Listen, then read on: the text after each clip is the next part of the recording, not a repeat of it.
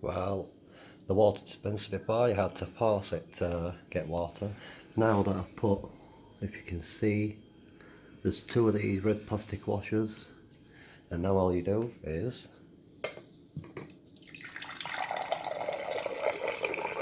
not even pressing a knob. Watch how quickly it activates.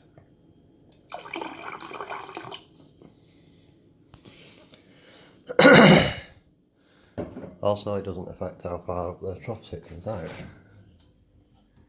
As you can see, that's in place. And the amount of people that complain about the water dispenser not working and Hisense not doing anything about it. Well, I advise them on plastic washers.